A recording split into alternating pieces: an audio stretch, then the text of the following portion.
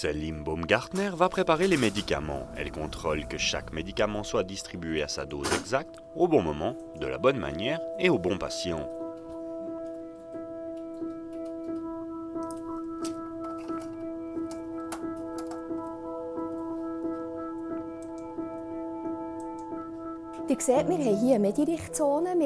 Nous avons une zone réservée aux médicaments séparée par des portes coulissantes. Madame Baumgartner porte un bandeau signalant qu'on ne doit pas parler avec elle. Un double contrôle permet d'éviter les erreurs. Elle est munie du système KISIM, le dossier du patient, qui lui permet de contrôler que l'application est correcte, que la médication est juste et donnée au bon moment, au bon patient. Kontrollieren, ob eben die richtige Applikationsform da ist, der richtige Zeitpunkt und das richtige Medikament und der richtige Patient. Les erreurs peuvent se produire lorsque les emballages se ressemblent. Choisir un mauvais produit ou une fausse dose. Administrer de manière non correcte un médicament ou confondre un patient. Ce sont des points très sensibles.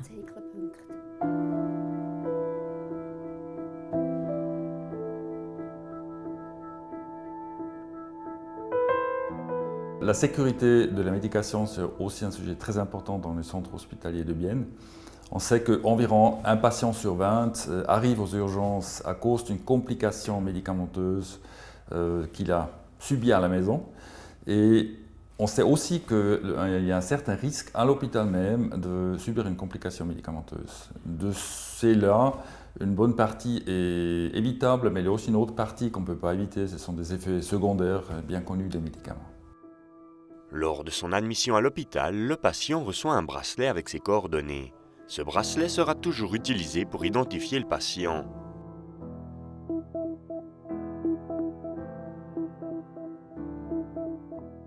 Il y a effectivement un certain risque qu'on donne le bon médicament au mauvais patient. Et là, le centre hospitalier de Bienne a introduit la mesure des bracelets pour les patients. Et là-dessus, on peut identifier le patient. Et en plus, les soignants sont formés à appeler le patient par leur nom et ainsi assurer que l'identité du patient est vraiment la bonne.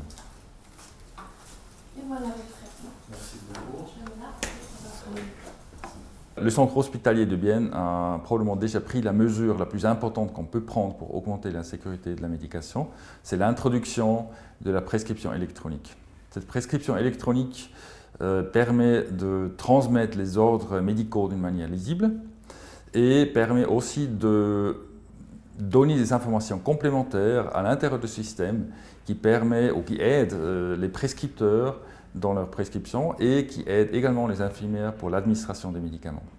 Donc c'est un système polyvalent dans lequel on peut introduire pas mal d'informations. Guten Morgen. Guten Morgen, Ich muss euch noch fragen wegen den Medikamenten, die ihr eingenommen habt, bevor ihr ins Spital kam. Ja, könnt ihr die auswendig? Un médecin assistant inscrit dans le dossier électronique quel médicament le patient a pris jusqu'à son entrée à l'hôpital. L'anamnèse des médicaments est très importante pour nous, de savoir quel est le traitement du patient avant qu'il soit hospitalisé, pour pouvoir évaluer l'indication de chaque médicament, évaluer s'il y a des interactions dangereuses entre les différents médicaments et évaluer si on doit faire un changement de traitement. À la pharmacie de l'hôpital, dans une chambre stérile, on prépare un médicament cytotoxique. C'est un médicament pour le traitement du cancer qui permet de stopper la division cellulaire. Chaque mois, le centre hospitalier Bienne gère 500 thérapies.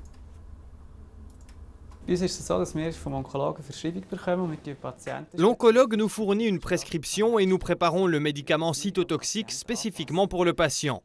Nous adaptons le dosage. C'est primordial car l'état général de la personne malade n'est pas toujours le même et la façon de le supporter non plus. Le médicament cytotoxique agit sur la division cellulaire. Il est placé en chambre stérile afin d'être protégé et pour éviter que des germes ne s'y déposent. Un tel incident pourrait mener le patient à un empoisonnement du sang.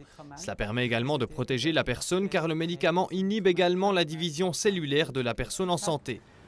Zum Zweiten ist es als Schutz für die Leute, die damit arbeiten, gedacht, dass nicht einfach auf einer Station mit diesen Medikamenten offen gehandhabt wird, wo die Zellteilung wird auch gehemmt bei Leuten, die gesund sind.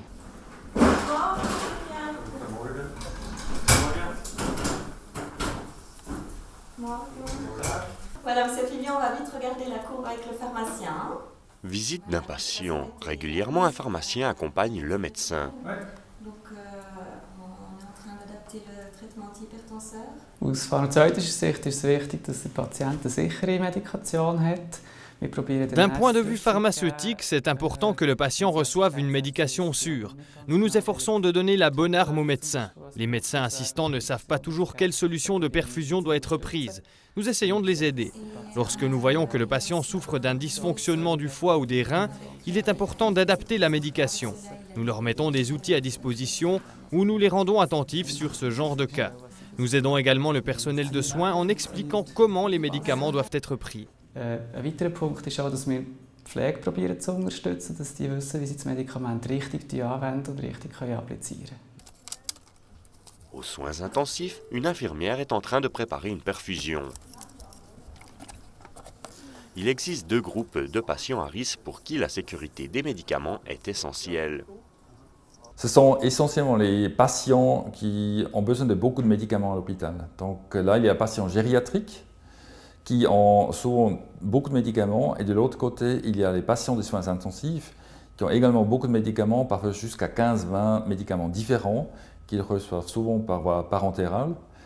Et là, il y a toujours un certain risque d'interaction médicamenteuse. Et de l'autre côté, on a le groupe des enfants, parce que pour les enfants, il n'y a très souvent pas des médicaments dans des dosages adéquats pour l'administration pédiatrique. Donc c'est là où la pharmacie prépare des dosages exprès pour les administrer plus facilement aux enfants. Le patient peut également faire quelque chose pour sa propre sécurité. Le patient peut influencer de 2 manières différentes la sécurité de la médication lui-même. Il y a un premier point, c'est quand le patient arrive aux urgences ou à l'hôpital en général. Les médecins et les soignants ont souvent des très grands problèmes de savoir quelle est la médication que le patient prend à la maison vraiment.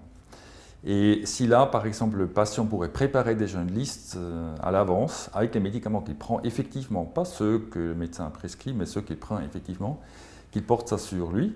Ainsi, quand il est hospitalisé, en urgence peut-être, il a déjà la liste sur lui. Et après, quand il est hospitalisé, c'est aussi très important qu'il donne des informations complètes et correctes aux médecins et aux infirmières qui lui posent des questions par rapport à la médication qu'il prend à la maison.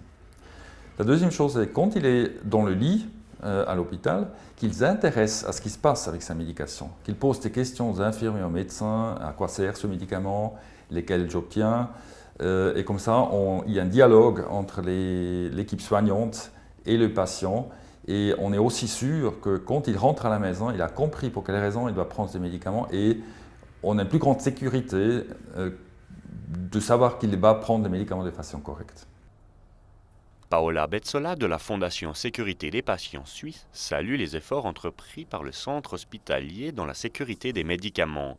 Mais l'important, c'est ce qui se passe une fois le patient dehors de l'hôpital. C'est un moment très délicat aussi pour la sécurité. C'est très important qu'on ait un processus sûr.